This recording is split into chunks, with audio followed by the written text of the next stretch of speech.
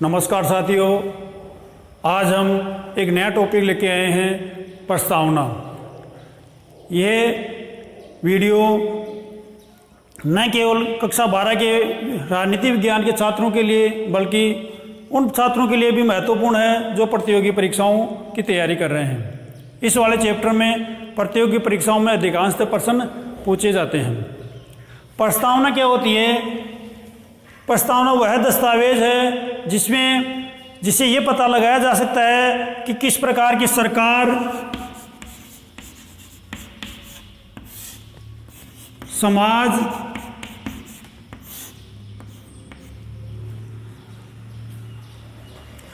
और राज्य, इनसे अपन क्या है, प्रस्तावना को देख के ही हम पता लगा सकते हैं कि उस देश के संविधान में किस प्रकार की सरकार की परिकल्पना की गई है, वहाँ का समाज है वो किस प्रकार का होगा और वहाँ का जो राज्य है वो किस प्रकार का राज्य होगा।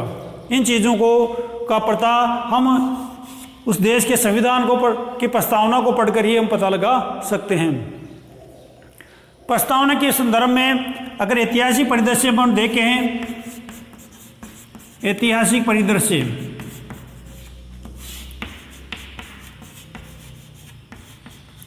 ऐतिहासिक परिदृश्य की दृष्टि में देखें तो 1919 के भारत शासन अधिनियम, भारत शासन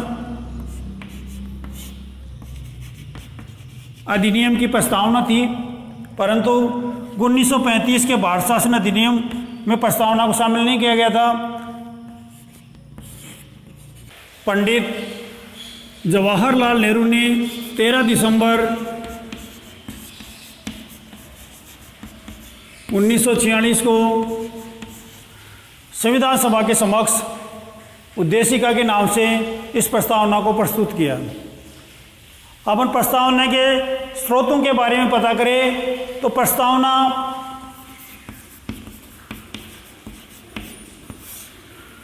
पर 3 देशों का प्रभाव स्पष्ट रूप से दिखाई देता है। संविधान प्रस्तावना का जो विचार है,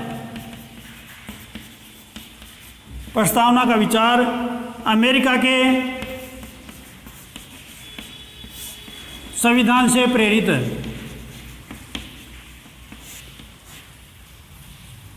अगली बात देखें, प्रस्तावना की भाषा है वह ऑस्ट्रेलिया के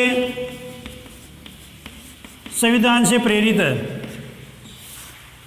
और तीसरी देखें, फ्रांस के संविधान से क्या है तो समानता, स्वतंत्रता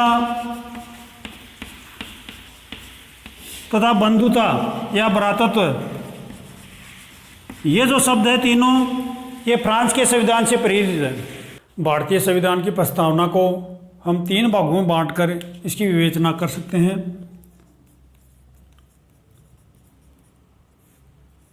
पहला भाग है घोषणात्मक भाग,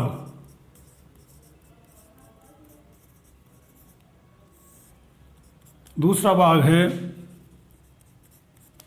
उद्देश्य भाग,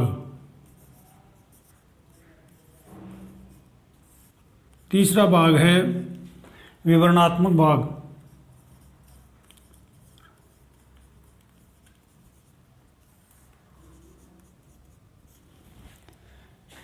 पहले लेते हैं हम घोषणात्मक भाग।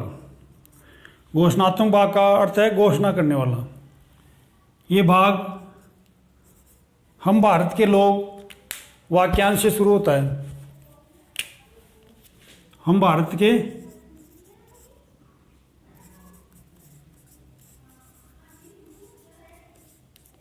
लोग, हम भारतीय लोग वाक्यांश के 2 अर्थ निकलते हैं। पहला है संविधान का निर्माण करने वाले भारत की जनता है, तथा दूसरा सब अर्थ निकलता है कि अंतिम शक्ति जनता में निहित है, अर्थात जनता सर्वोपरि है। अब लेते हैं उद्देश्य भाग। उद्देश्य भाग में पहला है संपूर्ण प्रभुत्व संपन्न, संपूर्ण प्रभुत्व संपन्न। संपूर्ण प्रभुत्व संपन्न का अर्थ है भारत अपने आंतरिक और बाहरी निर्णय लेने में स्वतंत्र है, किसी भी देश के दबाव में आकर कोई भी निर्णय नहीं लेता है। दूसरा है समाजवादी।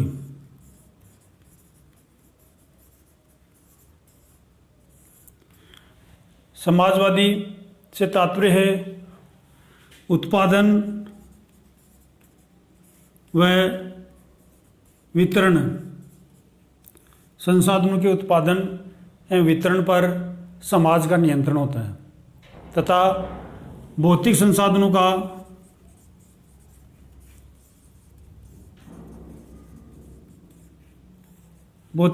का वितरण इस प्रकार होता है कि धन का केंद्रीकरण न हो सके।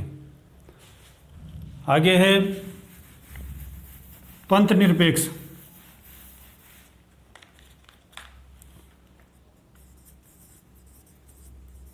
पंथ निरपेक्ष से तात्पर्य है राज्य का कोई धर्म नहीं होगा तथा राज्य धर्म के आधार पर कोई भेदभाव नहीं करेगा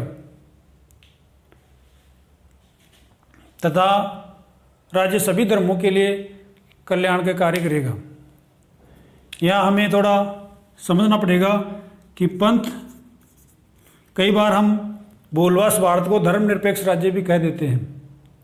भारतीय संविधान में धर्मनिरपेक्ष शब्द न होकर पंथ निरपेक्ष शब्द का प्रयोग किया गया है। क्यों किया गया है इसको अपन एक बार थोड़ा समझते हैं। पंथ,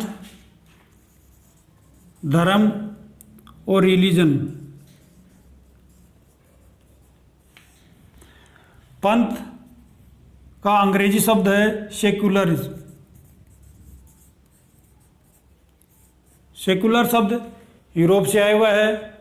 प्राचीन समय में राज्य को ईश्वरीय संस्था मानते थे तथा उसमें पोप का दखलंदाजी वैध थी, यानी उसको मानते थे। राज्य के कार्यों में, राज्य के निर्णय क्षेत्र में पोप का हस्तक्षेप रहता था। कालांतर में धर्म सुधार आंदोलन होने से धर्म को और राज्य को दोनों को अलग अलग किया। ऐसे राज्यों को सेकुलर राज्य कहा गया। रिलीजन, अब साधारणतः यहाँ पंथ का अर्थ पूजा पद्धति से लेते हैं। पूजा पद्धति। और धर्म का अर्थ है भारतीय जीवन के संदर्भ में जीवन पद्धति। और रिलीजन का अर्थ पूजा पद्धति से लिया जाता है।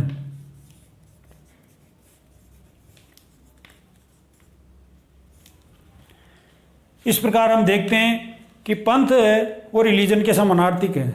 भारतीय संदर्भ में धर्म का अर्थ धारण करने योग्य है।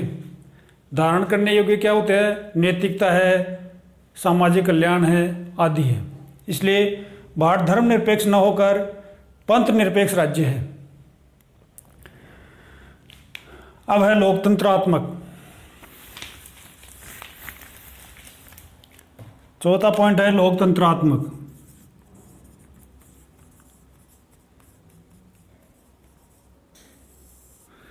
लोकतंत्रात्मक का आशय है कि भारत में शासन जनता द्वारा चुने गए प्रतिनिधियों द्वारा किया जाता है, जो जनता के हितों के, जनता के कल्याण के लिए योजनाएं बनाते हैं। लोकतंत्र का अर्थ है जनता का, जनता के लिए तथा जनता के द्वारा शासन। जो पांचवा है गणराज्य। गणराज्य का अर्थ है देश का सर्वेसर्वा जनता द्वारा प्रत्यक्ष या अप्रत्यक्ष रूप से चुना जाता है और वह वंशानुगत नहीं होता है।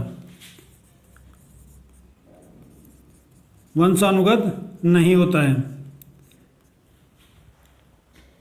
अब लेते हैं हम विवरणात्मक भाग।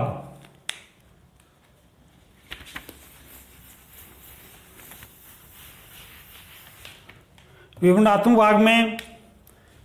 भाग में पहला न्याय। यहाँ 3 प्रकार के न्याय की बात की गई है। आर्थिक,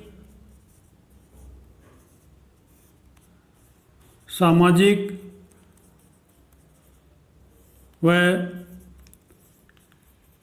राजनीतिक। आर्थिक न्याय से तात्पर्य है समाज में आर्थिक समानता स्थापित हो, सभी को समान रूप से रोजगार के अवसर उपलब्ध हो। दूसरा आगे है सामाजिक न्याय। सामाजिक न्याय से तात्पर्य है समाज में जाति, धर्म, लिंग के आधार पर कोई भेदभाव नहीं हो, सभी को समान दृष्टि से देखा जाए। तीसरा आगे है राजनीतिक न्याय। राजनीतिक न्याय से तात्पर्य है कि राजनीतिक कार्यों में सभी को समान रूप से भाग लेने के अवसर उपलब्ध हो तथा सभी नागरिकों को वयस्क मताधिकार के आधार पर मतदान करने और चुनाव लड़ने की स्वतंत्रता हो। दूसरा है स्वतंत्रता।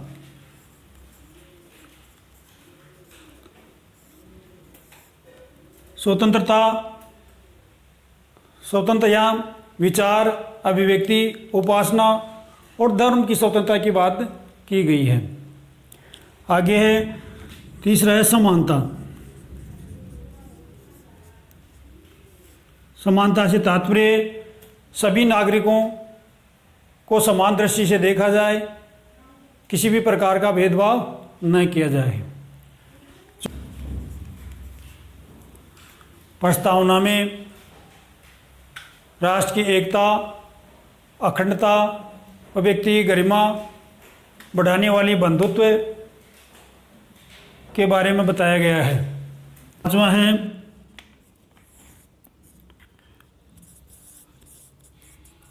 राष्ट्र की एकता और अखंडता।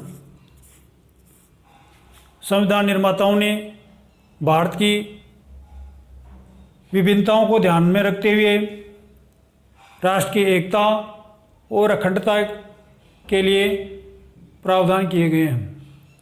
अखंडता शब्द मूल प्रस्तावना में नहीं था। 42वें संविधान संशोधन 42वें संविधान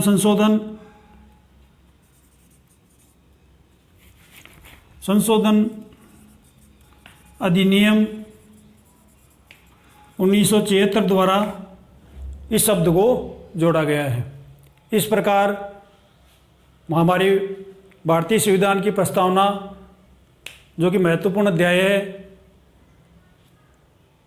इस अध्याय को हम यहीं समाप्त करते हैं।